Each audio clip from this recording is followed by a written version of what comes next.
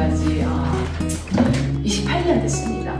오타와에서 계속 이제 살고 있고 저희 아이들도 저희 교육청에 학교를 다 다녔고 또 한국에서 고등학교 교사 경력도 있고 그래서 그 2000년 초반에 한국의 고등학생 단독 유학 시장이 굉장히 붐을 일었을 때에 한국 학생들과 한국 부모님들의 이제 상담과 홍보를 위해서 이제 저 같은 사람이 많이 필요해서 운 좋게 이제 캐나다에서 취직을 하고 지금까지 이제 15년 넘게 일하고 있습니다. 저희 교육청은 이름은 오타와 칼튼 디스트릭트 스쿨 보드고요. 영어 공립교육청이에요. 영어 공립이라고 자꾸 말씀드리는 것은 온타리오 교육부에는 4가지 교육청이 있어요. 첫째는 영어 공립, 그 다음 불어 공립, 그리고 영어 카톨릭, 불어 카톨릭 이렇게 4가지 교육청이 있는데 도시마다 4개씩 있는 것은 아니고 온타리오에 그런 교육청이 있어서 도시마다 좀 흩어져 있는데 교육청이 저희 오타와는 작지만 행정 수도이지만 캐나다의 수도로서 공식적으로 이중 언어 도시이기 때문에 작은 규모의 도시에 비해서 4가지 교육청이 모두 있는 거예요. 그 중에서 저희는 영어 공립교육청. 그래서 영어 공립교육청으로서 저희 교육청은 오타와에 하나밖에 없기 때문에 이제 규모가 가장 큰데 73,000명의 학생들이 있습니다. 그 중에 유학생은 한 650명 정도 되고, 그래서 유학생 비율 뭐 이런 거에 의미가 없죠. 너무 조금 있으니까. 한국 학생은 50명도 안 돼요, 요즘은. 그래서 한 650명의 학생들이 다 어디에 오는 학생들이냐? 전 세계에 이제 30개가 넘는 여러 다른 나라에서 유학생들이 오는데 주로 아시아에서는 중국, 베트남, 그다음 일본, 한국.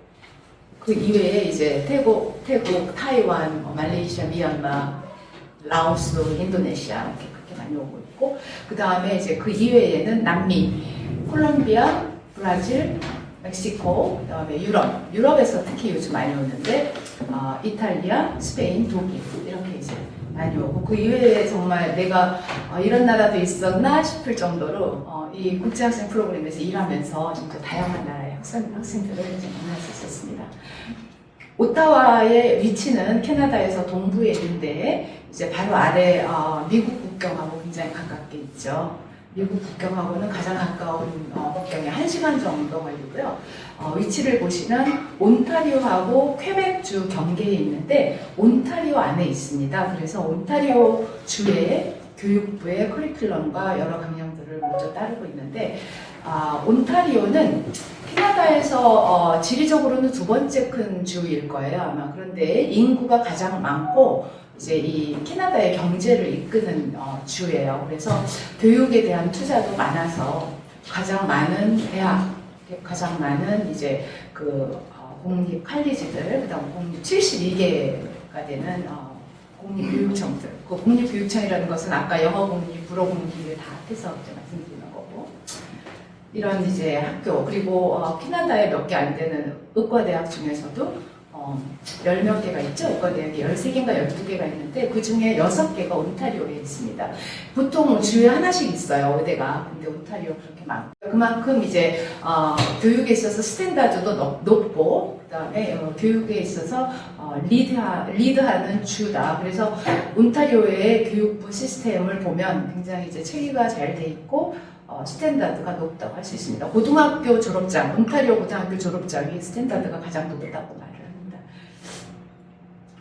저희 오타와는 온타리오에 있는 작은 수도, 수도권 전역을 합해서 100만 정도의 작은 수도인데 하지만 캐나다의 연방정부가 있는 수도입니다. 그래서 같은 규모의 도시들, 캘거리나 에드먼턴이나 뭐 해밀턴 뭐 이런 데가 한 100만, 120만 정도 되고 한인사회 규모도 사실은 오타와보다 큰데 오타와는 이제 그런 비슷한 규모의 도시들이 가지고 있는 것 플러스 도시로서의 품격, 수도로서의 한 나라의 수도로서의 품격과 그 다음에 이제 그 수도로서의 인프라가 더해진 그런 도시이고 또 이거는 저희 오타와의 큰 단점인데 한국에서 가는 아시아에서 가는 직항이 없습니다.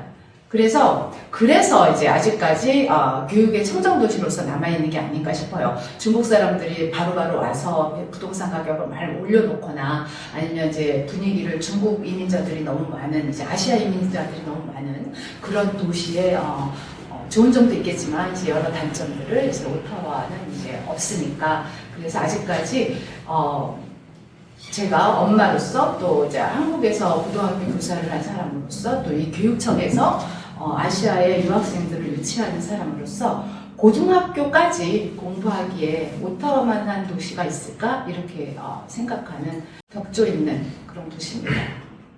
그래서 이렇게 되게 아름다워요.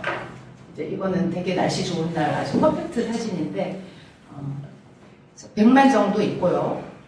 그 제일 브로셔, 학교 브로셔 제일 앞에 보시면 보라색깔 브로셔 제일 앞에 보시면 그 오타와의 위치하고 밴쿠버, 몬트리올, 토론토 제일 앞에 거기에 보면 이제 몬트리올은 2시간 걸리고요. 오타와에서 토론토는 5시간 걸리고 퀘벡시티는 몬트리올에서 다시 2시간 걸려서 오타와에서는 4시간 걸립니다.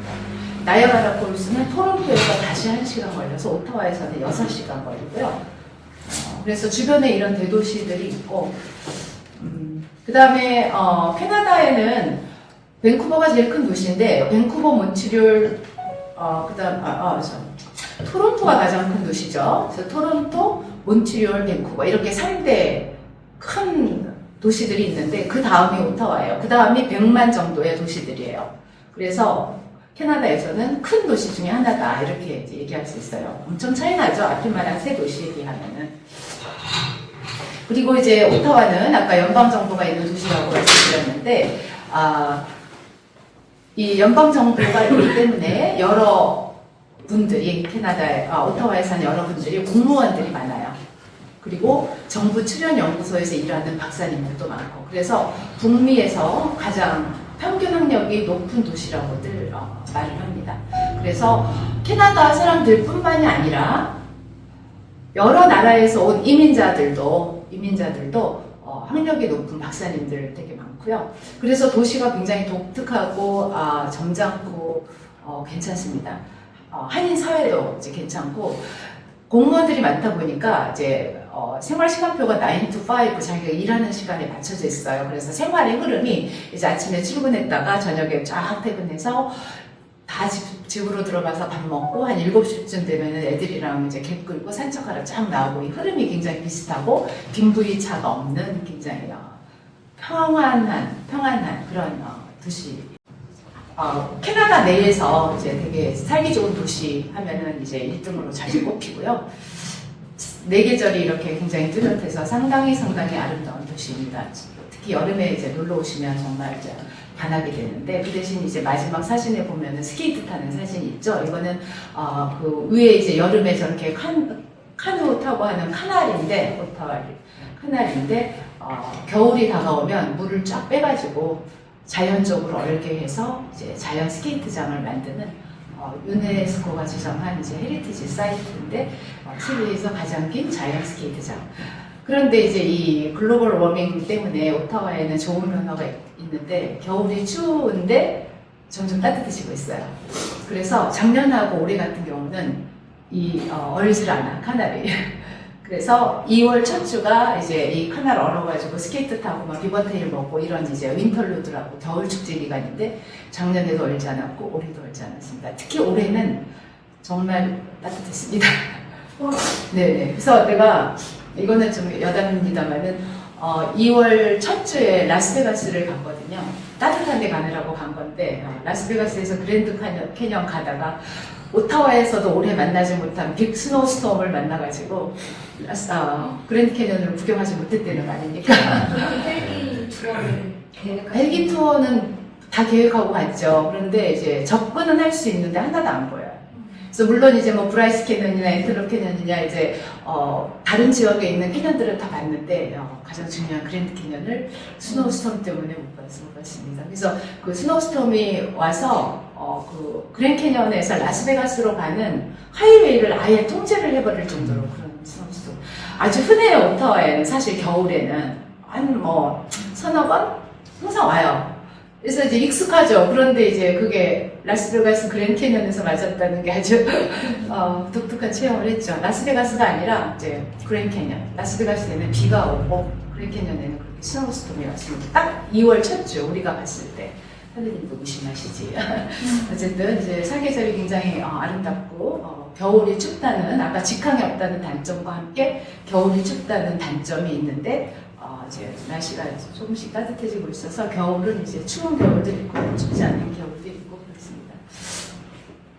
그래서 이제 이 오타와의 한 100만 명에서 110만 명 되는 이 오타와 수도권 전역에 영어 국립교육청이 우리밖에 없기 때문에 7만 3천 명의 학생들과 7천 명의 선생님과 또 교직원들 그리고 학생들이 7만 3천 학생들이 138개 되는 학교에 다니고 있습니다. 엘레멘터리 스쿨은 113개가 있고 하이스쿨은 25개가 있는데 우리는 온타리오 교육부 소속이기 때문에 엘레멘터리는 8학년까지 킨더가든에서 그다음 하이스쿨은 9학년에서 12학년까지입니다. 이따가 엘레멘터리 스쿨하고 하이스쿨의 입학 기준이라든지 아니면 다른 점은 이따 좀 자세히 말씀드리기로 하고요. 전체적인 이제 통계는 이렇습니다. 오타와 칼트, 아까 이제 72개의 퍼블릭리 펀디드 스쿨보드가 있다고 했는데 그 중에서 이스턴 온타리오, 동부 온타리오에서는 가장 큰 스쿨보드고요. 온타리오 전체에서는 7번째 큰 스쿨보드입니다. 학교가 많기 때문에 프로그램 선택이라든지 아니면은 이제 한국은 물론이고 전 세계의 다른 교육청들과의 교류에 있어서 선택의 범위, 학교 선택의 범위가 넓기 때문에 영어 교사 연수라든지 교장 연수라든지 교환학생이라든지 익스체인지 프로그램 또는 서머 캠프라든지 여러 가지 프로그램들이 굉장히 다양하게 진행되고 있는 교육청입니다. 그래서 제 오타와 칼튼 교육청은 말씀드렸지만 이제 캐나다의 수도의 품격이고 인프라가 있는 크지도 작지도 않은 작은 도시와 큰 도시의 장점만을 고루 갖추고 있는 교육 청정 도시로 자랑하고 싶은데 거기에다 이제 좀 어떻게 보면 고지식한 선생님들을 가지고 있어서 굉장히 까다로운 기준을 자랑합니다. 그래서 이제 성적이 나쁘면은 이제 리젝트하는 경우도 있고 또 이제 그 학점을 인정해 주는 데 있어서 굉장히 조심스럽게 리뷰를 하는 편이에요. 그래서 쉽게 토론토 지역에 있는 국제학교에 보내던 유학원들은 굉장히 까다롭다고 불평을 많이 하시는데 저희는 이제 어떻게 고지식하냐면 고등학교는 캐나다의 고등학교는 그리고 온타리오의 고등학교는 대학 들어가서 진짜 학문을 공부하기 위해서 준비하는 기간이기 때문에 정말 진정한 스트롱 랭귀지 파운데이션 또 진정한 스트롱 아카데믹 파운데이션을 갖추는 기간이라고 딱 생각하고 계세요 선생님들이. 그래가지고 대강 뭐 이런 건 없습니다. 그래서 좀 까다로운데 그만큼 이제 기준이 높고 좋은 학생들을 받아서 이제 잘 공부시키겠다는 이제 그런 철학이 있다는 것을 이해해 주시면 되겠고요. 학교가 많고 프로그램이 다양하기 때문에 선택의 여지가 많아서 좋은 것 같고 그 다음에 도시가 굉장히 접근성이 좋아서 가까이에서 이제 엑스트라 커리큘러들을 할 수 있는 15분, 20분이면 스키장에도 갈 수 있고 또 이제 큰 도시에서 어머니들이 방과후 활동을 시키기 위해서 이제 좋은 프로그램, 좋은 선생님을 찾아가려면 이제 좀 멀리 가야 되는 경우도 있을 수 있잖아요. 그런데 저희는 이제 도시가 그렇게 크지 않고 그 다음에 뭐 피아노 선생님이라든지 뭐 바이올린이라든지 여러 가지 그 과외 활동들, 시청에서 하는 레크리에이셔널 활동들이 어느 정도 다 수준과 규모가 있기 때문에 가까이에서 좋은 프로그램을 찾을 수 있다는 장점도 있습니다. 그리고 수도이기 때문에 이제 그 국립박물관이라든지 국립아트센터라든지 예술관이라든지 아니면은 이제 축제, 튤립 축제는 물론이고 뭐 재즈 축제, 블루스 축제 뭐 굉장히 많은 축제들이 1년 내내 이루어지기 때문에 다른 같은 규모의 도시하고는 비교할 수가 없죠. 여러 가지 면에서. 온타리오에서는 하이스쿨이 9학년부터 12학년인데요. 저희 그 국제학생 프로그램에서 메인입니다. 고등학생들 유학하는 프로그램이.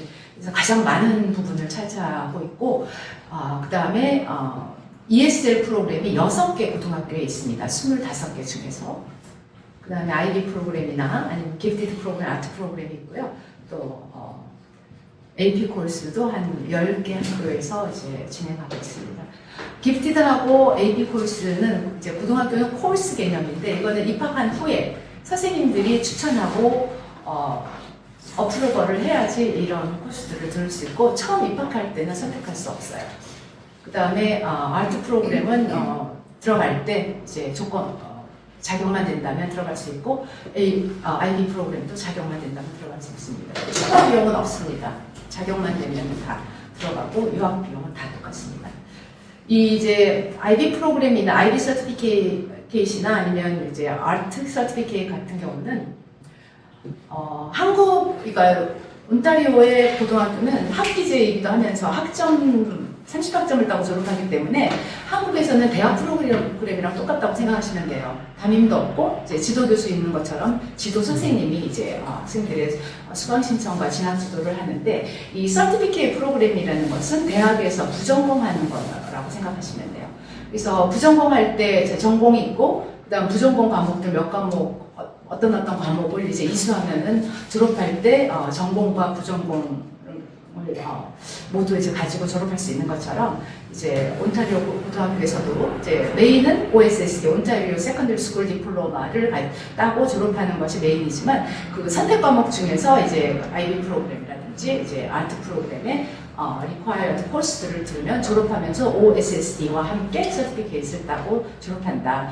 지금 아트 프로그램 같은 경우는 이제 이따가 다시 설명드리겠지만 한국은 예고라고 따로 있죠. 캠퍼스도 다르고 이제 애들이 다 그쪽 공부하는 애들은 다 그쪽으로 가는데 저희는 고등학교의 모든 프로그램들이 다양하게 있습니다. 학군에 따라서 학생들이 배정되기 때문에 우리 학군에 아트 좋아하는 애가 있는지 아니면 고등학교 졸업하고 바로 취업할 애가 있는지 ESL 필요한 애가 있는지 대학 갈 애가 있는지 칼리지 갈 애가 다양한 학생들이 있을 거 아니에요. 그러니까 모든 프로그램과 코र्스들이 학교마다 다 준비되어 있고 이제 가서 어떤 학생이 입학해도 동거할 수 있게끔 이제 돼 있고 결국은 대학 가는 게 이제 주 목표인데 우리 아시아 학생들은 항상 이제 온타리오에서 OSSD를 따고 온타리오 또는 캐나다 또는 미국에 있는 대학을 가려고 오는데 특히 캐나다 대학 같은 경우는 100%가 내신 성적이에요. 100%가 내신 성적입니다. 그러니까 학교의 랭킹 사실은 따질 필요도 없고 그 학교에 AP 코र्스를 꼭 들어가지고 물론 AP 코र्스는 대학 들어가서 인정받는 거니까 조금 다르지만 기프티드 프로그램을 들어가지고 기프티드 애들만 모여 있어서 자기가 성적이 좀 만약에 안 나올 수도 있다 그러면 12학년에는 안 듣습니다. 기프티드 코र्스를 기프티드로 판정된 애들도 왜냐하면 성적이 제일 중요하니까요. 100% 내신이라서. 여기서는 제가 중간에 제가 네. 나중에 까먹을까 봐요. 이게 네. 도대체 어떤 과목들을 말씀하시는 거예요? 기프티드 프로그램은 온타리오 기프티드 프로그램이에요. 주마다 교육부가 다르고 완전한 지방자치제이기 때문에 기프티드 프로그램은 주마다 다른데 온타리오에서 EQAO라는 전공 모의고사를 봐요. 그 모의고사에서 99% 모든 영역에 99% 이상 되는 애를 다시 이제 심사를 해서 기프티드 아이덴티파이드 이렇게 자격을 주거든요. 그러면 온타리오 기프티드가 돼서 8학년까지는 기프티드 컨그리게이티드 클래스라 그래가지고 그런 애들만 모아놓은 클래스에서 공부하거나 아니면 기프티드이지만 친구들 때문에 나는 일반 학교에 남아있을래 이렇게 이제 돼 있는데 보통은 컨그리게이티드 클래스로 보내요. 그런데 9학년부터는 학점제잖아요. 수강 신청하고 이수하는 시스템이기 때문에 기프티드 코र्스를 들을 수가 있어요. 그러면 기프티드 코र्스를 들으면 어떤 이점이 있느냐. 아무래도 공부 잘하는 애들이 있기 때문에 이제 선생님도 수업 준비가 다르겠고, 그 다음에 이제 챌린지를 주겠고, 그런 식의 이제 약간 수준 높은 또는 심도 있는 이런 수업이 이루어지는 거죠. 영재 네, 영재. 온타리오 영재 프로그램입니다. 그래서 고등학교는 코र्스를 듣고 8학년까지 초등학교에서는 이제 기프티드 아이덴티파이드 스튜던트라 그러는데 일반 학교에 남아있을 수 있고 어떤 오타와 동부, 서부, 중앙의 한 학교를 정해가지고 기프티드 컨그리게이티드 클래스를 만들어줘요. 그 학교가 어딘지. 동부에서는 메이플 리지 엘리먼트리 스쿨이고요. 제가 동부에 살아서 동부밖에 모르겠는데 네. 지역마다 있어요. 그리고 이제 리스가에 있어요. 리스가에 기프티드에다 하면은 바운더리 상관없이 들어갈 수 있어요. 그런데 기프티드 코र्스가 리스가에만 있는 거는 아니에요. 그 고등학교의 경우 리스가가 혹시 서부 리스가요? 네. 리스가는 다운타운에 있어요. 아. 지난번에 그 학생한테 제가 네. 아. 추천해줬던 학교. 그 당시 때 리스가는 거기가 이제 알파베틱 순서로 되어 있거든요. 알파벳 순서로 거기에 리스가라고 LISGAR. 거기에 보면은 고등학교이면서도 기프티드 커뮤니티가 있어가지고 나는 기프티드니까 우리 동네에 있는 그 홈스쿨에 가지 않고 이제 바운더리 상관없이 나 리스가 갈래 하면 갈 수 있어요. 하지만 우리 바운더리에 예를 들어서 이제 우리 아들은 글러스터 나왔는데 이제 기프티드였거든요. 근데 글러스터 하이스쿨에도 기프티드 프로그램이 있어요. 기프티드 코र्스죠. 그러니까. 그러면 네. 졸업장에 기프티드가 딱 그렇진 않아요. 그렇진 않아요. 그냥 역사 속에 네, 이제 졸업장에는 언어드가 아니다. 평균 80점 넘으면 이제 언어 이렇게 주고 이런 거는 있는데 기프티드 아니다는 졸업장에는 표시가 되어 있지 않고요. 트랜스크립트에 보면은 코र्스 이름이 다르겠죠. 기프티드 코र्스는 뭐 G로 시작하거나 뭐 이머전은 I로 시작하고 뭐 그런 코드가 있거든요. 코र्스마다 그 코र्스가 다르겠죠. 근데 아까 말씀드렸지만 12학년에는 많이 안 들어요. 듣는 애들도 있고. 그래서 고등학교는 별로 의미가 없는 것 같고요, 기프티드가. 그 대신 이제 특히 이제 학교에 따라서 좀 수업이 하향 평준화되는 경우가 있어요. 그 학교의 학생들의 구성에 따라서 그런 경우에는 이제 기프티드 코र्스를 들으면 그 기프티드 애들만 모여 있으니까 서로 선의의 경쟁도 하고 챌린지도 되고 그러겠죠. 그러면 이제 숙제도 많이 내고 프로젝트도 더 많이 시키고. 심도 있는 이제 연구 과제도 좀 주고 이런 식으로 해서 공부를 좀 더 많이 시키는 것 같아요. 기프티드 코र्스에서는.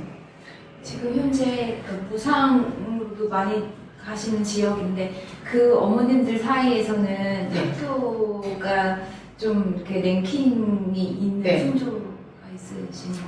네, 그래서 저는 이제 교육청의 직원으로서 이 학교는 랭킹이 높고 이 학교는 랭킹이 낮아서 이 학교를 막 프로모트하고 이 학교는 프로모트하지 않고 그런 거는 이제 안 되는데 안 되는데 이제 아시아에서는 한국 어머니들 못지않게 베트남, 중국 어머니들도 못지않습니다. 랭킹 따지고 이제 그런 거. 근데 그 지역을 모를 때에는 이제 우리 그렇게 얘기해요. 랭킹은 doesn't say everything but says something. 잘 모를 때는 랭킹이 좋은 정보가 되는 거죠. 좋은 정보가. 그래서 아시아 부모님들하고 상담을 할 때에는 학교 다 비슷해요. 좋아요. 이렇게 하면 상담이 진행이 안 되잖아요. 그래서 랭킹 얘기를 안 할 수가 없는데 고등학교는 온타리오 하이스쿨 랭킹이라고 해서 구분할 수 있어요. 초등학교 같은 경우는 이제 제가 한국 부모님들한테 추천을 하고 이제 제가 지난번에 여기 이제 스틱에도 있는데 한국말로 자료 이렇게 만들어 지역마다 어떤 학교 이렇게 추천한 학교들은 어떤 학교들이냐면은 아까 EQAO라는 말씀드렸는데 그게 이제 온타리오 주에서 시행하는 전국 모의고사 전주 모의고사 같은 건데 그 EQAO의 학교별 평균 성적 그러니까 전국 모의고사 평균 한국식으로 말하면 그런 것으로 이제 레벨 그러니까 뭐라 그러지? 리스트를 할 수 있죠. 그 성적이 높은 학교, 낮은 학교. 근데 ESL 학생이 많은 학교는 높을 수가 없겠죠. 걔네는 아직 영어를 잘 못해서 성적이 많이 안 나올 테니까. 그래서 고등학교 같은 경우도 그렇고 초등학교 같은 경우도 그렇고 ESL 프로그램이 있는 고등학교는 많이 안 나오고 랭킹이 높게 안 나오고 또 ESL 학생이 많은 초등학교는 랭킹이 높게 안 나오겠죠. 그래서 제가 이제 추천해드린 초등학교들은 특히 그 각 학교마다 ESL은 뭐냐 하면 부모님이 모국어가 영어가 아닌 학생들에게 제공하는 영어 보조 프로그램이에요. 그러니까 세컨 랭귀지잖아요. English as a second language. 그러니까 어머니가 모국어가 영어가 아니면 걔네는 영어가 제 외국어니까. 근데 이제 우리 같은 경우도 우리 애들도 처음에 초등 들어갔는데 이제 우리가 영어 사람이 아니잖아요. 모국어가 영어 아니니까 일단 ESL로 분류가 됐다가 이제 넌 아니구나 해서 이제 얘기를 시켜보겠죠.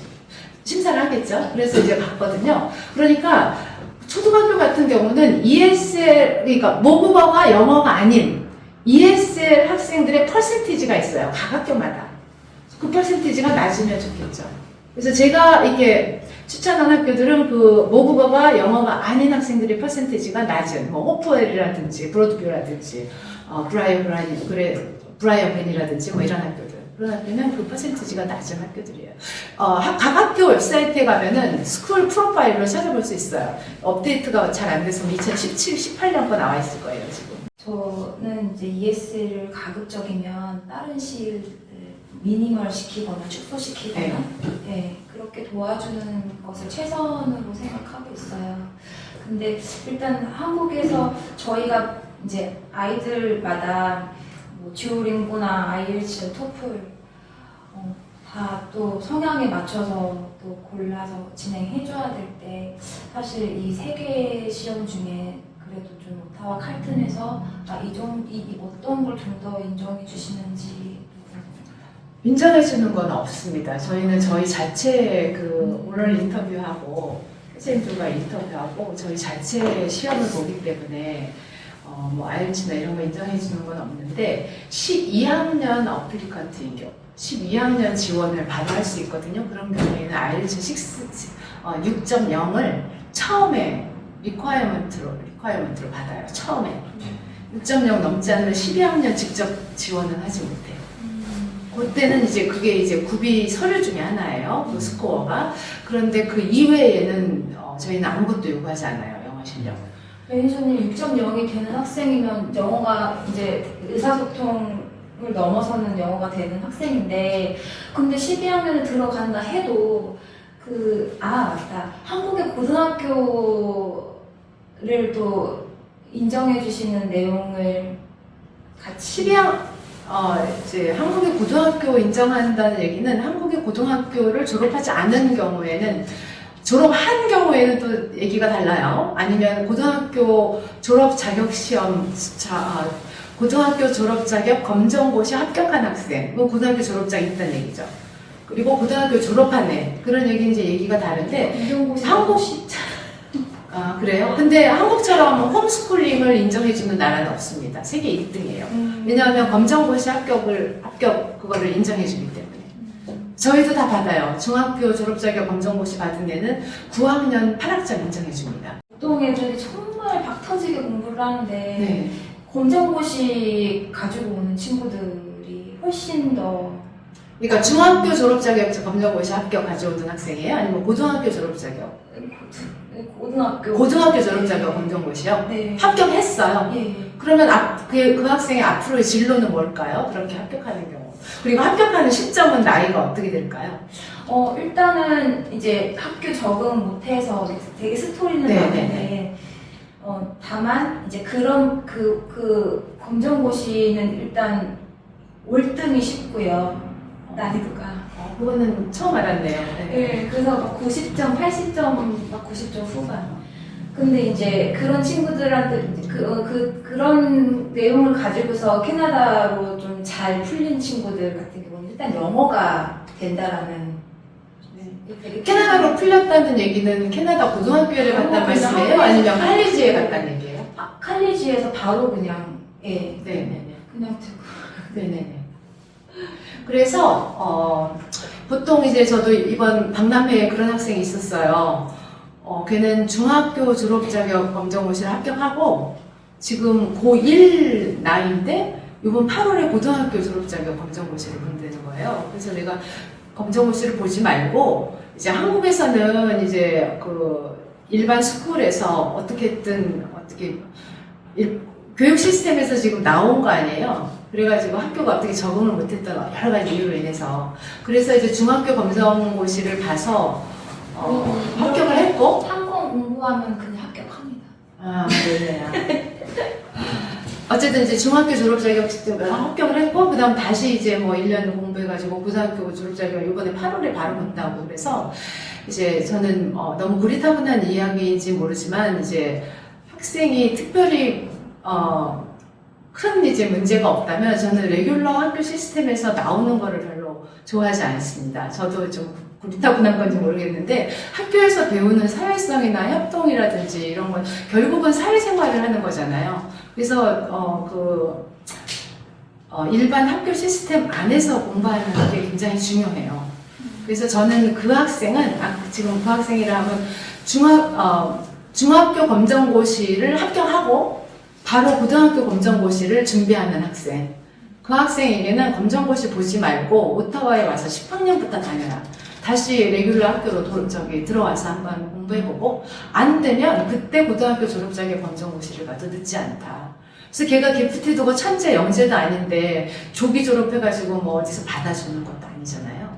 그러니까 그 학생 같은 경우는 이제 저의 개인적인 조언이었는데 보지 말라고 검정고시. 오늘 말씀 들어보니까 제가 조언을 굉장히 잘한 것 같아요. 그래서 보지 말고 오타와의 10학년으로 꼭 오타와에 안 와도 되고 캐나다 학교 시스템으로 들어와 봐라 한번. 그렇게 매칭을 안 하십니까? 네? 10학년이 바로 돼요.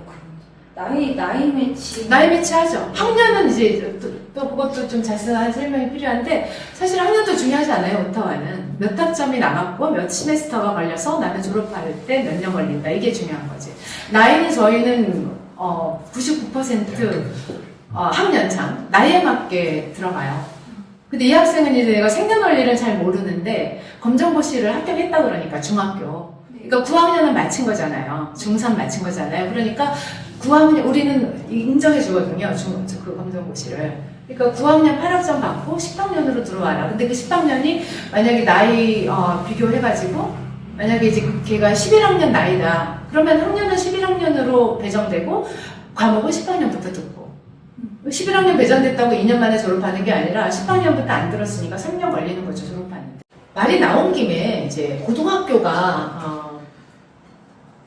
한국은 아까 이제 아트 프로그램 얘기하면서 예고 얘기를 했는데 이제 특별 프로그램 고등학교 예를 들어서 이제 뭐 옛날 같은 경우만 우리 세대 때는 노고, 상고 막 이렇게 체육고, 예고, 특성화 고등학교, 뭐 디지털 고등학교 이렇게 캠퍼스가 다 달리고 학생들이 이렇게 가잖아요. 거기에 뭐 예고에 가면 다 예술하는 학생 이런 식으로 있고 또 그러면 이제 그런 특성화 이제 안 된 일반 고등학교 가는 애들은 일반 고등학교들만 쭉 있는 게 아니라 일반 고등학교는 맨 아래에 있고 뭐 자사고, 특목고 막 제일 위에 민주사고 고등학교까지 이게 쭉 있잖아요. 인문계 고등학교들이. 그런데 저희 고등학교 같은 경우는 학군에서 이 지역에 살면 여기 멈스쿨 이렇게 돼 있어요. 주소지에 따라서 배정을 하거든요. 주소지에 따라서. 그러다 보니까 이제 아까 말씀드렸지만 우리 주소지에 어떤 학생들이 들어올지 모르니까 모든 이제 인문계 실업계 과목들 우리는 이제 다 코र्스 개념인데 인문계 실업계 과목 다 있고 그다음에 이제 문과 이과 과목 다 있고 또 이제 프로그램들 똑같은 프로그램이 학교마다 다 똑같이 있는 게 아니라 이제 6개 고등학교에 ESL이 있고 두 고등학교에 아이디 프로그램이 있고 하나에 아트 프로그램이 있고 이제 모든 고등학교에 인터내셔널 서티피케이트 프로그램이 있고 이런 식으로 프로그램이 이제 학교마다 이렇게 다른 거죠. 컴포지트 하이스쿨 말씀하시는 건 컴포지트 다 이렇게 모여져 있는 거, 총망라돼 있는 거. 한 학교에 모든 프로그램과 코र्스들이 다 있어요. 그래서 이제 예를 들어서 그러니까 인문계 실업계가 다 있는 거죠. 인문계 실업계가. 네. 그런 인문계가 있기 때문에 당연히 문과, 이과 다 있는 것이고. 그러니까 9학년, 10학년 때는 이제 인문계 실업계 코र्스를 구분해서 듣고 대학 가지 않고 칼리지 가거나 취업할 학생들은 칼리지 코스, 이제 어플라이드 코스를 듣고 11학년 올라갈 때부터 이제 선택 과목이 11학년 때는 선택 과목이 6개, 12학년 때는 선택 과목 7개를 듣는데, 그거를 고를 때, 이제 대학 갈 친구들은 이제 문과 쪽 갈 건지, 이과 쪽 갈 건지, 문과 쪽 갈 거면 이제 소셜 사이언스 스트림에서 코스를 고르고, 이제 이과 갈 거면은 사이언스 스트림에서 코스를 고르고, 또 이제, 그 이외에 이제, 고등학교 졸업하고 취업을 할 거다. 이런 경우는 예를 들어 이제 우리 아들 같은 경우는 글러스터 하이스쿨 나왔는데 여기 ESL 있는 학교가 6개 있는데 이 중에 4번째 보면 글러스터 하이스쿨이 있어요. 여기는 소위 랭킹이라는 게 이제 뭐 말할 필요가 없는 이제 낮은 학교예요. 왜냐하면 여기는 실업계 프로그램이 강한 학교예요.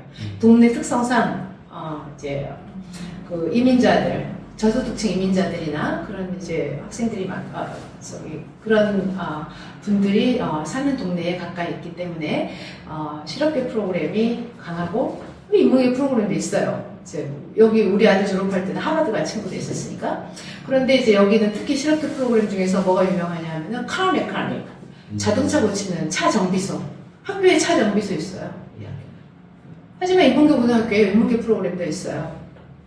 그러니까 그런 식으로 학교마다 이제 또 이제 아까 얘기했던 리스가라고 랭킹 제일 높다는 그 학교는 아카데믹 프로그램의 98%예요. 실업계 프로그램이 있어요. 실업계 강의가 있다는 거예요. 그러니까 그 동네에 사는 대학 안 갈 애들은 실업계 강의를 들으면 되는 것이고, 그런데 이제 공부 잘하는 애들, 아까 기프티도 고등학교 중에서 콩그리게 있다고 그랬잖아요. 그러니까 그런 애들이 모여있으니까 다 인문계 강의를 듣겠죠? 그러다 보면 학교에서는 그 지역의 어떤 학생들이 우리 학교에 오느냐에 따라서 어떤 프로그램이 점점 더 강해지고 어떤 프로그램이 약해지거나, 아니면 온타리오 주에서 자체적으로, 아니면 오타와 시에서 자체적으로 디벨롭하는 강의도 있어요. 그런 거는 보통 오픈 코스지만 그런 경우도 이제 인문계 고등학교에는 그런 게 별로 없겠고, 인문계 프로그램이 강한 고등학교에서는 그런 게 별로 없겠고, 또 고등학교 졸업해서 바로 취업한다거나 칼리지 갈 학생들이 많이 있는 학교에서는 그런 오픈 코스들이 많이 생기겠죠. 그러니까 이제 점점 이제 선순환 이렇게 되는 거죠. 알곤킨 칼리지가 네. 그 테크닉스 이번에 저희 비자 새로운 룰이 이제 발표가 됐잖아요. 네. 알곤킨 제일 위의 리스트 1번에 있더라고요. 네. 그래서 거기서 이제 그 테크닉스 인스티튜션스에 대한 이제 나라가 이제 이룬 내용을 우리가 포용하겠다라는 상황에 1번에 알곤킨이 딱 자리를 잡고 있고요. 근데 일단은 아직까지 우리나라 풍조상 사실 영주권을 바라보는 상황, 그 실업계를 하면서 예를 들면 메케닉을 하면서도 공부를 잘하는 학생들이 사실 칼리지를 먼저 가서 고등학교에서 이걸 배웠기 때문에 좀 더 빨리 사회에 적응할 수 있는 부분이 분명히 있죠, 매니저님. 당연하죠. 그러니까 학교마다 실업계 프로그램이 강한 학교들이 있어요. 어떤 학교는 이제 쿠킹 셰프, 그게 이제 강한 학교, 이제 롱필 데이비슨 하이스 세컨더리 스쿨인데, 그 학교에 가면은 1층에 큰 식당에 이제 상업용 부엌 같은 게 1층에 있어요. 물론 굉장히 크고, 이제 최근에 지은 학교랑 굉장히 좋고, 7학년부터 있어가지고 굉장히 크고 프로그램도 좋은 학교인데, 이제 실업계 프로그램 중에서 그 프로그램이 이제 특화된 학교인데, 그런 경우에는 이제 취업을 하든 아니면은 칼리지를 가든 그런 프로그램에 간다는 얘기는 칼리지, 유니버시티가 아니고 칼리지까지 이제 가는 학생들이 많은데, 물론 유니버시티 가는 학생들도 있어요. 그런 경우는 이제 9학년 때부터 그 패스웨이를 따라가서 수강 신청하는 것들이 정해져 있어요. 그게 이제 가이던스 카운셀러 선생님이 이제 해주는 건데, 그러면은 그러니까 만약에 셰프 프로그램이라고 해봅시다. 그러면 보통 이제 그 학교에 따라서 다르지만 리ኳ이어먼트 중에 실제 식당에서 공부한, 일한 500시간, 1000시간 이런 거를 요구할 수가 있어요. 그러면 그거를 어떻게 해야 되겠어요? 고등학교 때 해야 되잖아요. 그럼 코어 프로그램이 들어가죠. 네. 그러면 이제 아까 롱필 데이비슨 거기도 이제 그런 코어 프로그램을 이제 하고, 한편 또 롱필 데이비슨에서만 하느냐? 글리브가 이제 ES에 있는 학교 중에서는 제일 좋다고 해가지고 제일 빨리 차거든요.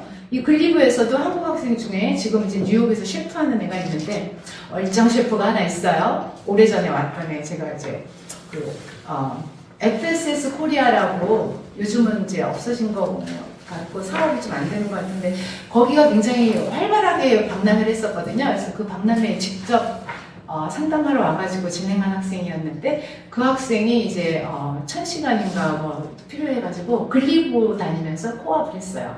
그래서 저는 이제 롱필 데이비슨으로 전학가라고 했거든요. 그랬는데 학교에서 전학갈 필요 없어, 우리 코업할 수 있어, 그래가지고 글리브에서 코업했어요. 유학생인데요? 유학생인데요? 네네네. 유학생이든 그 로컬 학생이든 일단 학교에서 공부하기 시작하면 상관없어요. 유학생은 뭐가 상관 있냐면, 유학생은 유학생의 룰이 있어요. 운전하지 못하고 취업하지 못하고, 또 이제 로컬 학생이면 공부 못하고 이래도 이제 불러다가 혼내지는 않죠. 근데 우리는 우리 오피스로 보내거든요. 이제 우리 인터내셔널 프로그램 룰이 있기 때문에, 그 어그리먼트 사인하는 것 때문에 그렇게 약간 엄격한 거 있는 거지, 학교에서 학생들을 이제 지도할 때는 차이는 없거든요. 그래서 이제 글리브도 ESL 있는 학교 중에는 이제 아카데믹 프로그램이 강한 10점 중에 한 7점 정도 되는 학교니까 ESL 있는 학교 중에는 랭킹이 높은 학교여서 제일 빨리 찾아나요. 근데 여기도 코어 프로그램이 잘 돼 있어요. 그러니까 학교를 그렇게 이제 막 랭킹만 보고 중요하죠. 좋은 정보죠. 랭킹이 높다는 게. 그렇기는 하지만 그렇지 않다고 해서 프로그램들이 없거나 아니면 ESL 프로그램이 있는 고등학교라고 해서 ESL 고등학교거나 그렇지는 않아요. 다 같아요. 우리 애도 이제 영어 잘하는데 글로스타 하이스쿨 갔거든요. 여기도 기프티드 콜스도 있고 그래가지고 엘레멘터리 프로그램으로 넘어가도 될까요? 네. 네, 엘레멘터리 프로그램은 온타리오에서는 킨더가든에서 8학년까지인데 저희는 킨더가든에서 7학년까지는 부모 동반이나 이제 친척집 있는 경우에 이제 혼자 올 수 있고 엄마 동반 또는 혼자 올 때는 친척집이나 커스토디언하고 같이 살아야 되고 8학년부터는 홈스테이가 가능해요. 근데 이제 가장 큰 차이는 고등학교하고 ESL 프로그램이 모든 학교에 있습니다. ESL 있는 엘레멘터리 스쿨 이런 건 없고 그 다음에 학교는 엄격하게 주소지에 따라서 배정이 되고요. 학년은 엄격하게 생년에 따라서 배정이 됩니다. 이제 우리 원장님께서 저기 보험학생 초등에 보내보셨으니까 엘레멘터리에 대해서는 전문가이시니까 그런 거죠. 저 매니저님 불어에 대한 니즈가 또 어머님들이 불어도 하고 싶어요 이런 상황이죠. 이제 불어 프로그램은 저희 고등학교, 그러니까 저희는 이제 영어 국립교육청이라고 그랬잖아요. 그래서 불어는 이머전, 그러니까 그래서 메인 프로그램은 영어 프로그램이에요. 레귤러 잉글리시 프로그램. 그런데 이제 불어는 이머전 프로그램이 있고, 그러니까 불어 이머전하고 레귤러 잉글리시 프로그램이 있는데 레귤러 잉글리시 프로그램의 불어는 코어 프렌치 프로그램이라고 그래요. 그래서 이머전 프로그램은 이제 얼리 프렌치 이머전, 미드 프렌치 이머전 해가지고 이제 과목이 몇 퍼센트는 불어로 이렇게 어렸을 때 시니어 킨더가든에서부터 3학년까지는 뭐 80% 불어로 그 다음에 이제 뭐 어떻게 이런 그 교육 과정이 이제 좀 달라요. 근데 코어 프렌치 프로그램, 레귤러 잉글리시 프로그램은 3학년까지는 40분 에브리데이, 4학년부터는 1시간 에브리데이. 그게 코어 프렌치 프로그램이에요. 그러니까 8학년 되면은 불어를 제일 잘하는 학년이 되죠. 근데 이제 8학년까지는 엘레멘터리는 학점을 주는 것도 아니고 그 성적은 중요하지 않거든요. 하나도. 그러니까 8학년에 가서 불어 어떻게 해요 해가지고 막 불어 시간에 좀 빼주면 안 돼요 막 요청하시는 분들이 있는데 그 귀한 소중한 경험할 수 있는 불어 시간에 왜 빼요? 가가지고 이제 머리가 터지든 알아듣든 못 알아듣든 그 수업에 참가하는 게 의미가 있는 것이죠. 실질적으로 그때 투입이 됐는데 이제 불어를 또 잘 활용하고 구사하는 예들이 있습니까? 그런 거는 자세한 통계는 없는데요. 초등학생 그러니까 초등 한 4, 5학년 정도까지는 불어를 이제 뭐라 그러지? 노는 불어. 이게 앉아가지고 막 제가 불어 교사 있지 않습니까? 한국에서 12년 동안. 그래가지고 막 아베세대 하고 뭐 1군 동사, 2군 동사 막 동사 변형 외우고 막 이렇게 가르치지 않고 노래하면서 불어를 배우거든요. 특히 킨더가든 1학년, 2학년 애들은 정말 귀엽습니다. 불어 수업하는 거 보면 제가 여기 교육청에 취직하기 전에 봉사활동도 많이 갔었는데 불어 클래스에 그래서 이제 노래하며 배우기 때문에 재밌어요. 그게 무슨 말인지도 모르면서도 막 부르니까. 네, 그러면서 이제 익숙하게 되고 그러면서 이제 고등학교에 가가지고 불어 프렌치 이머전 수업을 듣겠다고 할 수도 있고 저는 굳이 글쎄요.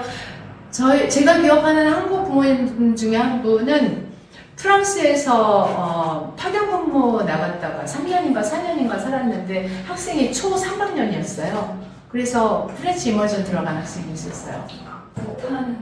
프렌치 이머전, 네, 프렌치 이머전 클래스에 들어간 애가 있었는데, 엘리트죠. 예, 그래서 일단 불어 프렌치 영어 하나도 못하는데 프렌치 이머전 갈 수는 없고요. 만약에 불어 프로그램을 간다 그러면은 프렌치 국립교육청에 가면 돼요. 거기도 유학생 받거든요. 근데 부모가 불어를 안 하는 경우에 받는지 어떤지 모르겠는데 영어 말고 난 불어만 배우겠다 그럴 수도 있잖아요. 근데 이제 우리 교육청에 프렌치 이머전을 한다. 그러면은 고등학교 같은 경우는 초등학교에 선행해야 될 몇 시간 이상의 불어 인스트럭션이 몇 시간 이상 나는 받았다 이런 조건이 있어요. 고등학교는. 그리고 초등학교는 이제 우리가 학생의 이제 상황을 설명해서 교장 선생님한테 따로 컨펌을 받아야 되는데 이제 주로 안 되겠다는 말씀이 많이 나오죠. 왜냐하면 영어도 잘 못하는 애들이기 때문에 코어 프렌치로 그냥 하라는 답변이 많이 와요. 칼리지 그 비자 신청할 때 PA예요. 예, PA예요. 그거 안 어테스테이션 잘 레터. 저희 손님 안 나와서 제가 그리고 이제 걱정했어요. 또 그 스터디 퍼밋 캡도 새로 이제 업데이트됐고 여러 가지가 많이 바뀌고 있고 또 라이센스 어그리먼트 있는 프로그램은 졸업한 후에 워크퍼밋도 안 주고 있고 많이 바뀌었잖아요. 중국 사람들이 마구 들어와가지고 부동산을 올려서 세금 왕창 때리다가 이제는 2년 동안은 집 못 사잖아요. 사실 저희 나라에서도 부가 좀 있으신 분들이 아이들 증여를 부동산으로 하고 계신다. 그러니까 이제 그게 너무 이제 네. 심해지면 법이 바뀔 수밖에 없는 건데 칼리지도 마찬가지로 이제 저희 캐나다에서 인터내셔널 프로그램이 있는 캐나다 전국의 교육청이 100개가 넘는데 그 교육청들의 어소시에이션이 있어요. 캡시라고. 그리고 온타리오 안에서 이제 그 캡시의 이제 주 버전인데 이제 오안스티라는 게 있어요. 거기에서 디렉터들이 하는 얘기가 뭐겠어요. 칼리지로 무상 교육을 너무 많이 가버려서 학생들이 줄고 있다는 얘기고 지금 이제 한국에서 시작해가지고 베트남에서도 엄마 무상 교육 요청이 오고 중국에서도 엄마 무상 교육 요청이 오고 많지는 않아요. 왜냐하면 거기는 자녀가 하나 정도이기 때문에 그렇기는 하지만 그래서 이제 학생들이 많이 이제 공립학교의 피페잉 스튜던트들이 이제 줄고 있는 게 많거든요. 그래가지고 글쎄요. 칼리지에 대해서는 이제 저는 잘은 모르는데 어쨌든 알곤킨 칼리지는 좋은 학교예요. 취업률이 옛날부터 좋아서 웬만한 대학에 이제 한국도 그렇지만 문과 프로그램은 취직하기가 어렵잖아요. 그래서 졸업하고 몇 년 취업 준비하다가 안 되면 대학 나온 다음에 알곤킨 칼리지에 가서 이제 실용적인 거 공부해서 취직하는 케이스들이 있는 계속이죠. 그런 학교예요. 계속이죠. 그런 케이스들이. 네. 그리고 칼리지 나왔다고 해서 그 대학 나온 사람하고 이제 비교하고 이제 낮게 보고 이런 문화도 전혀 아니기 때문에 박람회 다니시다 보면 어머님들 많이 바뀌셨죠, 이제. 이번 주말에는 무상교육하는 분은 한 번도 없었어요. 다 그냥 동반하고 공부는 안 하겠다는 분들이어서 그런 분들만 보낸 거였는지 왜 앞에서 미리 상담하고 유학원 직원들이 미리 상담하고 맞는 교육청에 이렇게 안내하잖아요. 그래서 아마도 이제 그렇게 엄마 공부하는 케이스는 칼리지로 바로 데려가시고 엄마 공부 안 하시는 케이스만 이제 저희 교육청으로 모셔왔는지 모르겠지만 이제 한 명도 없긴 했어요. 네. 자세히는 모르겠고 오타와에도 많이 있고요. 공부하는 엄마들이. 계시죠. 네. 그런 분들은 이제 그 짧은 기간 동안 자녀들의 무상교육만을 위해서 오시는 게 아니라 이제 이민까지 생각하는 장기 계획을 가지고 오시는 분들이기 때문에 캐나다의 장점이 그거잖아요. 포스트 세컨더리 공부하면 이제 워크퍼밋 3년 주면 그러니까 그 제도를 이용해가지고 장기 교육을 가지고 오는 거는 굉장히 좋은 일이라고 생각합니다. 저는. 네, 저는 지금 진입하면 이제 잡시장이 될 거니까 지금 저희 고등학생 아이들은 너무 좋은 기회를 잡게 될 거라고. 엄마들도 이제 지금도 이제 오면 되는 거니까. 네, 엄마들도. 그래서 이제 알곤킨 칼리지의 그 조이스 리라고 한국 담당자 그분하고도 얘기를 많이 하고 박람회에서도 바로 옆에 앉아가지고 얘기를 했는데 오타와를 많이 보내주면 칼리지건 교육청이건 오타와를 광고하는 건 좋은 거예요. 너무 안 알려져 있기 때문에 아주 저평가된 도시라고 생각합니다. 굉장히 좋은데 도시는 보미 어머님은 선택이 정말 단순하셨어요. 여기 수도니까 난 수도로 가겠다. 네. 그런 분이셨죠. 그 당시 때. 지금 되게 만족도 높으세요. 엄청. 저희는 학기제 고등학교들이기 때문에 아까 고등학생들이 메인이라고 했잖아요. 고등학교 유학생들. 그래서 세프템버하고 페브루아리 2번, 9월 학기, 2월 학기에 2번 신청서를 받고 지금은 이제 2024년 9월, 2025년 2월 신청서를 받고 있습니다. 138개 학교에서 모두 유학생을 받는데 아까 초등 부분에서 말씀드렸지만 어코모데이션 리ኳ어먼트가 있어가지고 킨더가든에서 7학년까지는 부모 동반이나 친척집에서 살아야지 입학할 수 있다는 거였고요. 그 다음에 이제 고등학생 같은 경우는 영어 리ኳ어먼트가 있어가지고 영어가 안 되면 ES에 있는 6개 고등학교 중에서 선택할 수밖에 없다, 처음에는.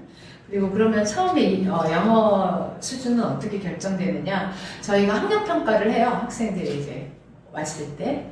그래서 수학하고 영어 하는데, 수학은 얘가 지금 예를 들어 10학년을 지원했는데 이 10학년에 지원해서 공부할 수 있는 아카데믹 능력이 있는가, 그거를 보는 것이고, 영어는 이제 영어 실력 보는 거고, 그때 결정되는 거거든요. 그래서 비자가 빨리 나온다면, 물론 이제 여기는 학원이고 이제 유학 준비를 미리 시켜주는 학원이긴 하지만, 저희가 7, 8월에 인텐시브 잉글리시 프로그램이라는 게 있어서 비자 빨리 나오면 이제 8월에 와가지고 바로 시험 보면은 ESL B5 받을 학생인데 한 2달 미리 적응하고 공부하면은 한 단계 높게 CO 또는 DO로도 받을 수 있으니까, 그리고 또 자기 학교에 갈 학생들을 미리 사귈 수가 있으니까 와서 인텐시브 잉글리시 프로그램을 하라고 이제 조언을 하고 있는데, 이 고등학교 처음 갔을 때 9월 1일 날 계약을 하는데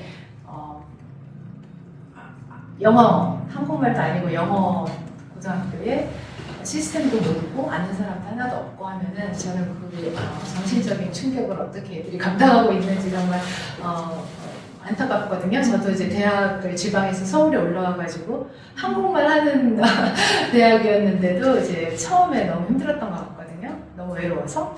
그래서 한국 학생들이나 아니면 자기 학교에 같이 가는 학생들을 이 프로그램에서 미리 사귀면은 정서적으로 굉장히 적응하는 도움이 될 거라는 생각을 합니다.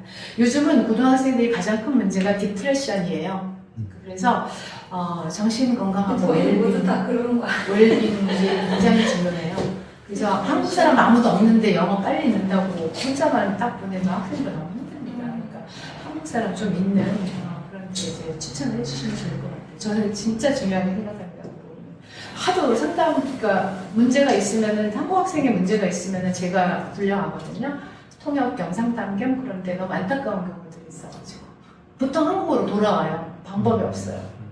저희는 이제 교육청하고 연결된 이제 서드 파티 그 심리 상담하는 회사가 있어요.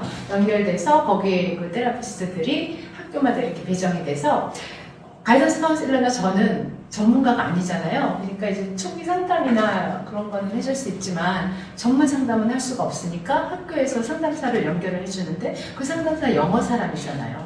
무슨 상담이 되겠어요. 아직 얘들 홈스테이 가족들하고도 소통이 안 되는 상황이에요. 그래가지고 정말 안타까운 경우가 많아요. 그런 경우는 저는 어머니가 오시던가 한국으로 돌아가라고 해요.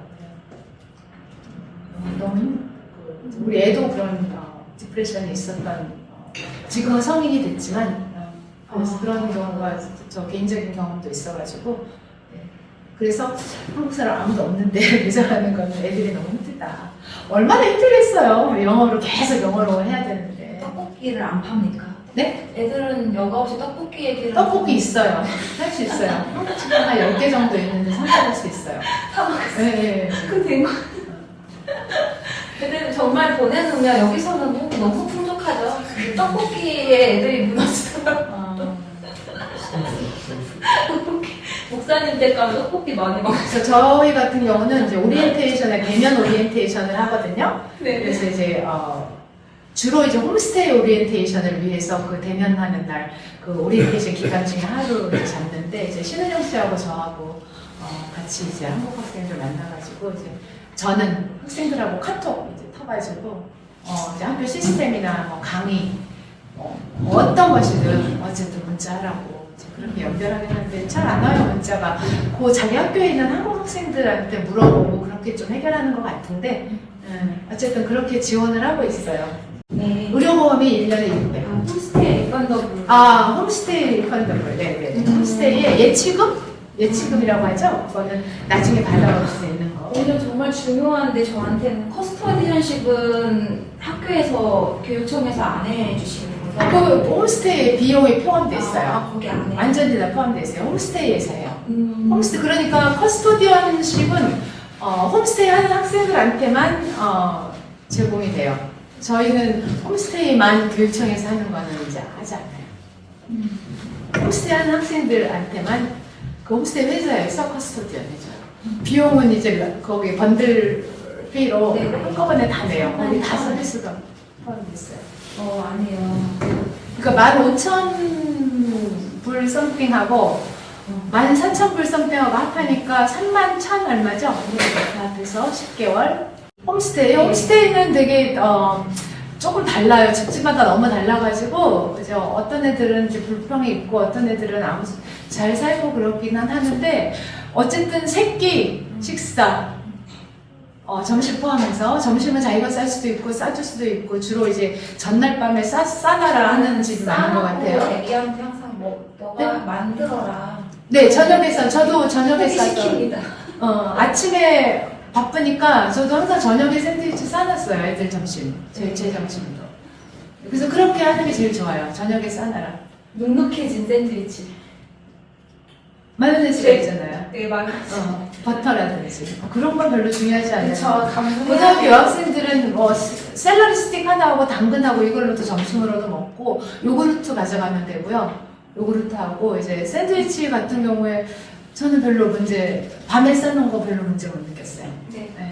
그게 이제 빵에 이거는 이제 요리 부분인데 빵에 이제 그 야채를. 수분이 흡수되지 않게 버터나 마요네즈를 바르잖아요. 네. 그게 이제 빵에 수분 흡수되지 않게 그래도 하는 맛있었어요. 거거든요. 저도. 저녁에 싸서 들어가는 게 다 토마토, 상추 뭐 이런 거잖아요. 피클이니 뭐 이런 거. 그러니까 그리고 햄. 그러니까 그 콜드밋이라고 그러는데 슬라이스한 거. 그러니까 냉장고에 따로 놔둔 상태나 샌드위치 사이에 있는 상태나 별로 그래서 꽉꽉꽉꽉 싸가지고 반으로 딱 잘라가지고 이제 어쨌든 저도 아침에 너무 뭐 출근하고 애들 도시락 챙기고 막 바쁘니까 항상 밤에 싸고 저는 볶음밥도 밤에 보온 도시락에 싸놨다가 아침에 갔는데 아침에 시간이 없으니까요. 맞아요. 출근 시간이 되게 이른 나라예요. 4시 반에 끝나는 대신에 이제 7시, 8시. 네, 그거는 이제 선택할 수 있으니까 이제 그렇기는 한데 어쨌든 아침에 바쁘잖아요. 이제 특히 이제 엄마들이 바쁘니까 오타와는 공무원이 많다고 했잖아요. 홈스테이 그 마음들도 일하는 경우가 거의 대부분이기 때문에 아침에 자기 애들도 시리얼하고 저녁에 싸둔 샌드위치 보내는데 홈스테이 학생이 들어왔다고 해서 아침에 따뜻한 아침 주고 샌드위치 아침에 싸주고 그러진 않거든요. 그러니까 그 집의 룰을 따라야 돼요. 이 집이 저녁에 샌드위치를 싸서 아침에 점심으로 가져가는 집인지 아니면은 저녁에 이게 있으니까 이제 학생이 오면은 너 샌드위치 내일 점심 싸놔 이렇게 하는 집인지 아니면 아침에 싸주는 집인지 아니면 아침에 내가 싸야 되는 집인지 그 룰이 어떤 집인지에 맞춰서 따라가야 돼요. 나한테 맞출 수는 없어요. 그래서 이제 최악을 피하자예요. 최선에 갈 수 있으면 좋겠다 이게 아니라 최악의 홈스테이가 아니었으면 좋겠다 이렇게 생각해서 보내야지 되고 아시잖아요. 별로 쾌적하지 않고 캐나다 보통 타운하우스들이 나무로 지어진 집에 어떤 집은 이제 카페트고 그러니까 그래서 일단 집이 방이 몇 개인데 화장실이 몇 개다 이게 굉장히 중요해요. 세이프티에 있어서. 그래서 홈스테이 가정들을 리크루트를 할 때 이제 프로파일을 받고 홈스테이 회사에서 가서 심사를 한 다음에 결정하거든요. 그럴 때 보는 게 방은 몇 개, 화장실이 몇 개 이거를 봐요. 그러니까 배정이 됐을 때 지하실이다. 지하실이 쾌적하게 꾸며져 있을 수도 있어요. 네. 하지만 보통 지하실에는 세탁기가 있거든요. 근데 그러니까 지하실이어서 아무 문제 없어. 지하실 방 좋아. 그런데 주인이 생각 없이 7시부터 전기세가 싸요. 오타와 하이드로는. 그래가지고 저도 저녁에 세탁기를 돌리는데 매너 없이 학생을 여기 배정해놓고 막 지하실에 있는 세탁기 7시, 8시 막 돌리면 안 되잖아요. 그러니까 일단 지하의 방이면 지하는 배정을 안 하게 돼 있거든요. 그러니까 지하의 방이면 한번 이제 지하의 방이에요 얘기해 주시고 네. 그 다음에 이제 둘째 홈스테이 프로파일에는 없는 사람이 배정돼 보니까 있을 수 있어요. 예를 들어서 여학생이 배정이 됐는데 20대 초반에 남자가 있더라 가족에 프로파일에 미리 있었으면 당연히 이 집 안 하지 엄마들이 보고 근데 없으니까 오케이 했는데 나중에 가봤더니 있더라 그러면은 바로 말씀해 주셔야 되고요. 바로 바꿔야 되니까 하시겠어요 매니저님. 그 다음에 이제 내가 쓰는 화장실에 몇 명이 같이 쓰는가 그것도 이제 알려주셔야 돼요. 불편하지 않으면 오케이. 근데 내 쓰는 화장실에 여러 명이 써가지고 너무 불편하다라든지 뭐 이렇게 되면은 그거는 이제 홈스테이 주인하고 이제 얘기를 해가지고 이제 바로 고칠 수 있는 부분이니까. 다음 슬라이드는 이제 하이스쿨 시스템이 우리나라와 많이 달라서 한국의 대학이라고 생각하면 되고요. 두 학기로 돼 있고 중간에 썸머스쿨이 있어요.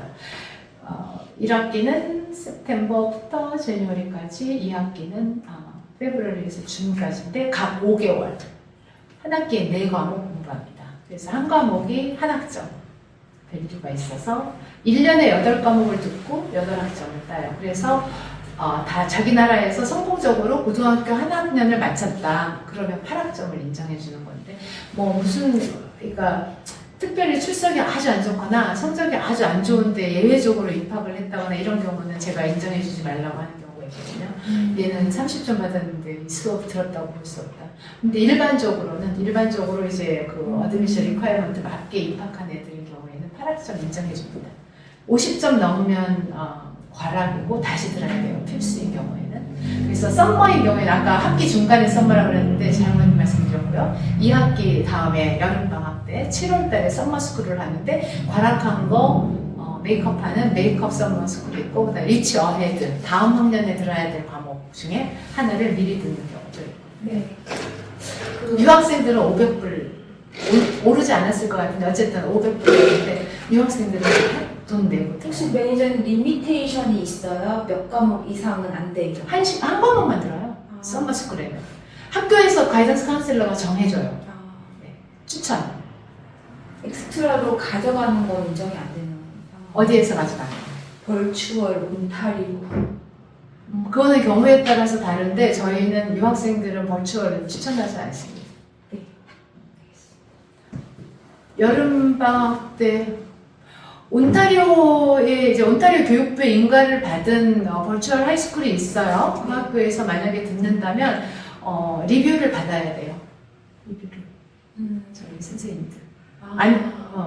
아니면 이제 한국에 들어오기 전에 나 여기 오타와 버추얼 스쿨에서 이거 들을 건데 네.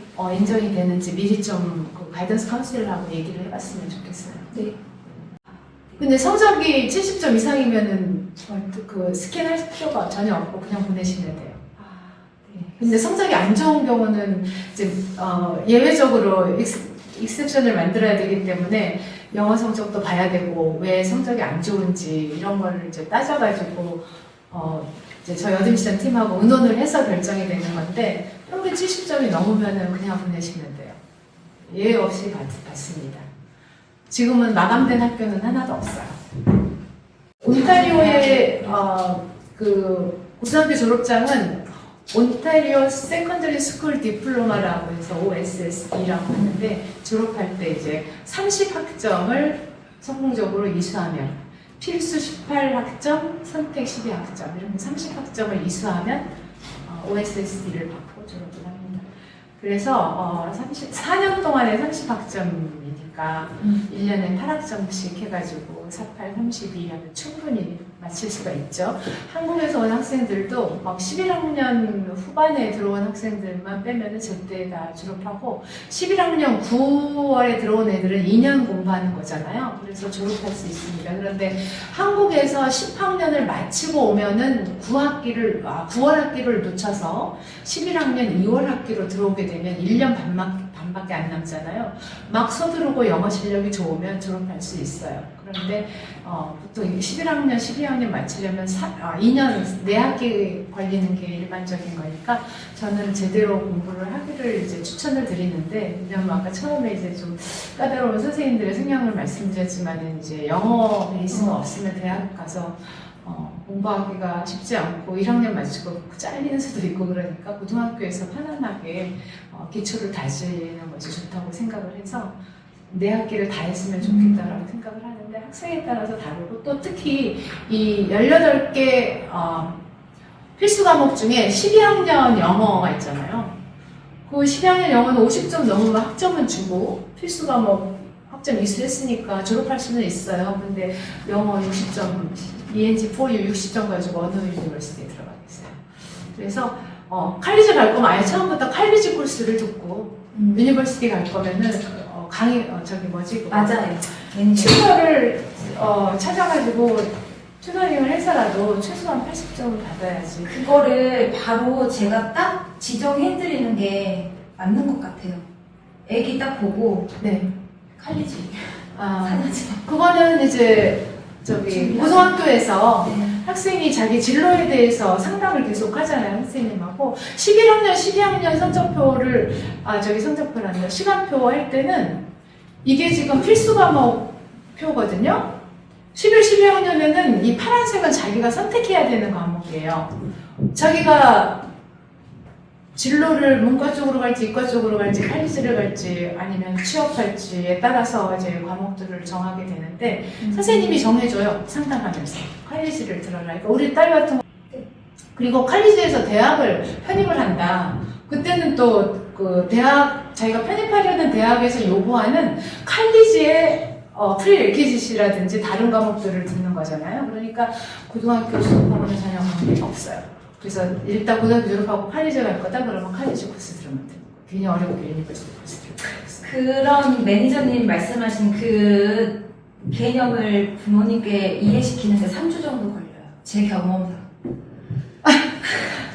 유니버시티를 다 원하는 거죠? 네, 이제 3주 정도면은 네. 부모님들이 이제 막 같이 찾아보시고 막 이렇게 되더라고요. 그러니까 처음에 그 유학을 보내려고 계획할 때는 이제 어머니들이 그 생각이나 결정이 되게 많이 들어가죠. 학생보다 상담도 어머니가 하고 그러는데 일단 학생이 학교에 다니기 시작하면 학생이 선택해요. 칼리지 가는지 대학 가는지. 그래서 우리 오타와에 남아있는 애들이 있어요. 고등학교 졸업하고 알곤키 칼리지를 간다거나 아니면 칼튼 대학이나 오타와 대학, 이제 대학이 2개 있거든요. 그래서 오타와에 남아있는 애들이 이제 한인의 행사라거나 아니면 되게 좀 가족적이에요. 100만밖에 안 되는 도시에 한국 사람은 3,000만밖에 없는데 문화원도 한국 문화원이지, 한국 대사관이지, 한인회도 이거 한인 성당, 한인교회 막 이런 것들이 있기 때문에 되게 이제 좀 가족적이어서 한인회 행사라거나 아니면 대사관 행사 이렇게 할 때 보면 오타와에 남아있는 애들이 이제 성인이 돼서 그런 행사에 참여하거나 아니면 볼런티어로 참여하거나 해가지고 막 인사하고 그러는데 칼리지 가는 데도 많아요. 알코올 칼리지. 예. 그래서 학생들이 선택하는 것 같아요. 그런 경우는. 캐나다 문화. 어머니들은 일단 어느 시점에서는 출액이 불가능하죠. 시스템을 계속 저희 공부하면서 따라갈 수가 없잖아요. 그러니까 계속 이제 알고 계시긴 해야 되는데 대학이나 칼리지 진학까지 어머니가 막 주정해가지고 갈 수는 없다.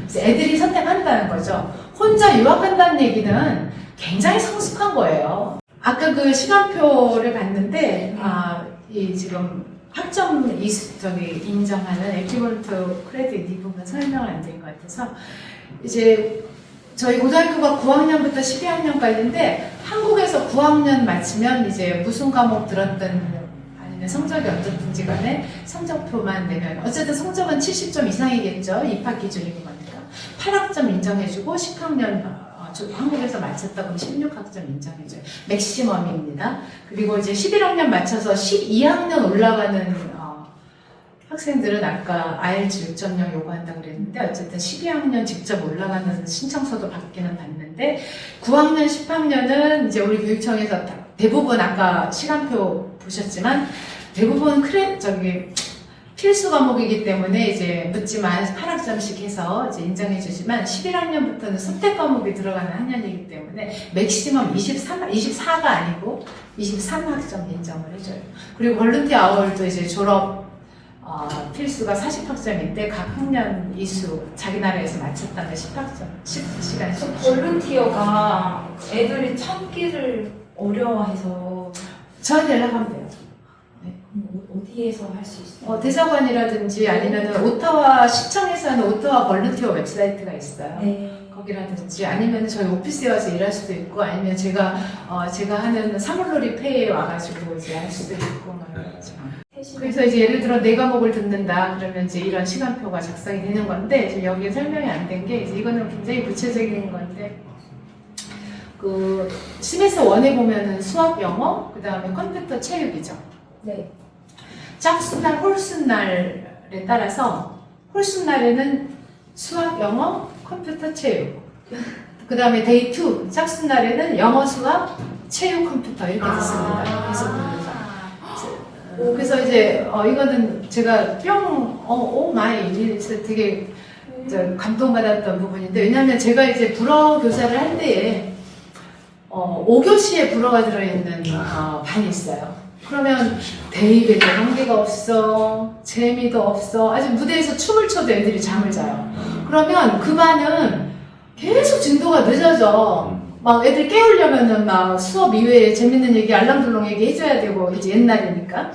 그래서 진도가 계속 늦어져가지고, 시험 볼 때 되면은 다른 반 진도에 맞추고, 이제 그 수업 계획서에 맞춰가지고, 출제는 다 해놨는데, 몇 반은 맞추지 못하니까, 이제 그 주요 과목 선생님들 같은 경우는 이제 이런 경우가 없으니까, 그 선생님들한테 진도 맞췄으면 제가 보강 좀 들어가면 안 될까요? 진짜 그게 너무 스트레스였거든요. 근데 이제 여기 교육청에 가서 이거를 딱 데이 1, 데이 2를 보는 순간, 야, 진짜 실용적이다라는 생각이 들었는데, 이제 1교시에 계속 매스만, 수학만 하면 1교시에 지각하는 학생들은 어느 순간부터는 캐치업을 할 수가 없어요. 이게 점심 다음에도 그러니까 한국식으로 말하면 이거 피리어드 3에 컴퓨터만 하면 캐치업 할 수가 없어요. 막 졸고 이제 따라가지 못한 애들은. 그래가지고 그거를 막기 위한 그 이유가 이제 크게 작용해서 데이 1, 데이 2가 있어요. 학교마다 다 그렇게 있어요. 그러니까 스메스터 2는 스메스터 2대로 이제 1, 2교시는 이제 화학, 역사, 역사화학, 화학, 역사, 역사화학하고 오후는 이제 물리랑 데이터 연습을 바꿔서 이렇게 합니다. 이것도 굉장히 특이한 거예요. 그 코र्스 디스크립션은 각 학교마다 세컨더리 코र्스 안내가 있거든요. 웹사이트에 보면 거기에 코र्스 디스크립션이 이제 다 찾을 수 있을 거예요. 그리고 이발리에이션은 한국과 달리 기말고사는 30%밖에 차지하지 않고 나머지 70%는 이제 평소 공부한 게 다 들어가는데, 말하자면 이제 수행평가? 한국에 이제 그런 것들이 이제 70%를 차지하는데, 예를 들어서 강의를 시작할 때 우리 대학에서도 그러지만 강의 계획서, 이번 시메스터에 어떻게 강의를 하겠다, 어떤 진도에서 이제 프로젝트는 뭐가 나가고, 예를 들어 리포트는 뭐가 나가고, 서머티브는 뭐고, 이제 퀴즈, 시험, 그러니까 퀴즈 테스트라고 그래요. 시험은 exam이고, 기말고사는. 그래서 그런 것들, 그리고 뭐, 이 프로젝트에는 프레젠테이션이 들어있다, 들어있지 않다, 그리고 이 프로젝트는 그룹으로 한다, 개인이 한다, 뭐 이런 거를 쫙 이제 설명을 해줄 거 아니에요. 그거에 따라서 이제 따라가야 되고, 한 학기 내내. 그 다음 중요한 거는 숙제를 정해진 시간에 서브밋 해야 돼요. 듀 타임이 굉장히 중요해요. 그래서 만약에 듀 타임을 넘기게 되면 저는 이제 애들한테 뭐 이렇게 해라 하고 막 얘기해 주는 게, 선생님 제가 이만저만 해가지고 오늘이 듀 타임인데 오늘 보내지 못했습니다. 내일까지 보내니까 듀 데이트를 저한테 한 하루만 연장해 주십시오. 이메일을 써라. 안 해줄 수도 있다. 그런데 쓴 학생과 안 쓴 학생은 태도에서 차이가 난다. 이렇게 안내를 해주고, 선생님이라는 사람들은 전 세계 다 똑같아요. 자기 강의를 리스펙트 해주는 학생들을 좋아하게 돼 있거든요. 그래서 어쨌든 그런 수행평가 내용이나 이제 프로젝트 뭐 테스트 뭐 이런 거 다 합해가지고 70%를 차지하기 때문에 벼락치기가 통하지 않을 거다. 이렇게 얘기를 해요. 애들한테. 거의 다 절대평가. 절대평가입니다. 네. 그러니까 학교가 대학 들어갈 때 100% 내신 성적이라고 그랬잖아요. 그러니까 리스가에서 90점 받았거나 아니면 저기 한림박스의 어촌마을의 어떤 고등학교에서 90점 맞았거나 똑같아요. 대학에서도. 그래서 100% 내신 성적이라는 것이고, 학교는 그렇게 크게 따질 필요가 없다는 것이고, 그 대신 아카데믹 쪽으로 보면은 리스가 나온 거하고 이제 그렇게 작은 고등학교 저 시골 학교 나온 거하고 다를 거 아니에요. 그러면 대학에 들어가서는 그 대학 수업을 받을 준비가 돼 있느냐는 그건 학생들의 몫이에요. 대학에서는 너 고등학교에서 90점 받는다는 거죠. 근데 이제 아무래도 일반적으로 생각해보면 리스가 나온 애들이 자연히 대학 들어가서, 그럼 고등학교 때 술렁술렁 공부하고 90점 받아서 들어간 학생들은 대학에서 힘들겠죠. 그 다음에 이제 우리 아들이 맥길을 나왔는데, 온타리오 고등학교 졸업장이 스탠다드가 높다고 어떻게 말씀드려요. 도우드 서티피케이트에 비해서. 근데 그거를 실제로 아들한테 들은 얘기인데 이제 사이언스 프로그램에 갔는데 이제 예를 들어서 우리식으로 말하면 대학 1학년 때 교양 과학 뭐 이런 강의인데 자기네는 고등학교 때 다 배운 건데 BC에서 온 애들은 배우지 않았더라. 알버타에서 온 애들은 배우지 않았더라. 이런 얘기를 해서 우리가 이제 좀 걱정하잖아요. 공부는 어떠니? 뭐 이러면 엄마 너무 싫어. 애들 내가 가르쳐주고 있어. 뭐 이런 기억이 나요. 그래서 그 커리큘럼이 그 교육부마다 다 다르니까. 근데 이제 온타리오가 스탠다드가 높고 캐나다 전체가 OECD에서 하는 피사에서 보면은 한국, 중국을 따라갈 수는 없지만 스틸 그러니까 학력은 높은 주예요, 온타리오가. 그렇기는 하지만 실제로 고등학교 그 스탠다드 졸업장의 스탠다드가 이제 굉장히 높다 이런 거를 알고 계시면 좋을 것 같아요. 10학년, 9학년 거기는 이제 어플라이드는 실업계 과목이고 아카데믹은 인문계 과목 코스고 11학년, 12학년 가면 그 비어있는 선택 과목을 정할 때 이제 컬리지 코스를 할 건지 유니버시티 코스를 정할 건지 그 진로에 따라서 이제 정하면 되는 거고 모든 게 코스 선택이에요. 학교는 다르잖아요. 다 똑같아요. 학교는 일반 고등학교예요. 레귤러 하이스쿨. 성적표는 1년에 2번 나오고요. 이렇게 생겼어요. 온타리오 성적표는. 그리고 학교마다 클럽이나 스포츠팀이 굉장히 다양하게 있기 때문에 조인을 해라.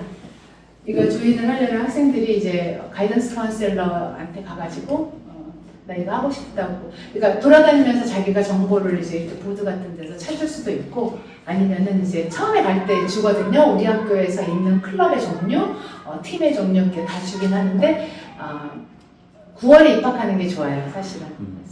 9월에 입학해서 들어가는 게 좋고 밴드 같은 것은 9월부터 6월까지 1년 다 했을 때 뮤직 크레딧을 엑스트라로 받을 수 있고 이런 게 있는데 중간에 들어가는 건 없으니까 9월에 들어가면 좋은데 뭐 너무나 다양하게 스포츠 팀도 굉장히 많이 있어요.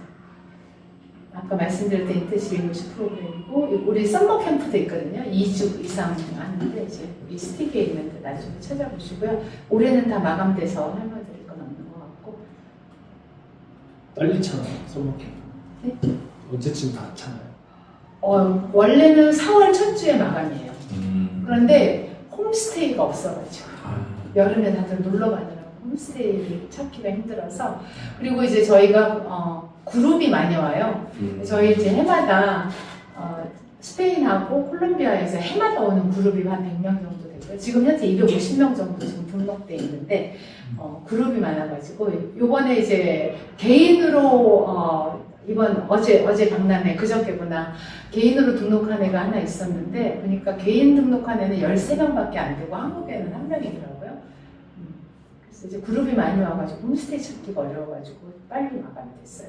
2주 이상 되고 6주까지 할 수 있는데 6주까지 다 추천드리지는 않고요. 한 4주? 그래서 엄마들이 애들 데리고 여름에 와서 요즘 이제 에어비앤비로 집 구하기 쉽잖아요. 그래서 7월, 8월 이렇게 있으면 7월밖에 없어요. 이 프로그램이. 그래서 아시아 나라하고는 이 교과 일정이 맞지 않아가지고 주로 이제 남미하고 유럽에서 이제 많이 옛날부터 이제 해마다 오는 이제 그런 학교에서 오고 있는데 7월에 와가지고 이제 이 프로그램을 하고 그 다음에 8월에는 오타와 시청에서 하는 레크레이션 센터가 지역마다 있는데 거기에도 서머캠프 프로그램이 되게 좋거든요.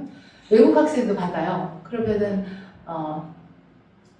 8월에는 일주일 단위로 등록을 하는데 이제 그냥 펀 프로그램, 펀 캠프 이런 데서 1주나 2주 이제 하고 나머지 1주나 2주는 여행 좀 하고 이렇게 돌아오는 거를 만약에 여건만 된다면 그런 것도 이제 많이 추천드리고 있죠. 홈스테이는 저희가 교육청에서 직접 운영하지 않고요. 캐나다 홈스테이 네트워크라는 회사에서 이제 진행을 해요, 저희하고. 그래서 학생의 이제 스튜던트 석세스를 위해서 우리 교육청, 그다음 학교, 홈스테이 이 삼각형의 팀이 돼가지고 이제 학생을 지원을 하고 있는데 이 캐나다 홈스테이 네트워크는 잘 아시겠지만 뭐 칼리지 학생 그 칼리지 프로그램에서도 이 홈스테이 사람이 일하고 캐나다 전체를 커버하는 되게 유명한 회사인데 오타와에서 시작됐어요. 우리랑 함께. 그래서 오타와 팀이 아직도 제일 크고 잘 협조해서 제 학생들 성공을 위해서 이렇게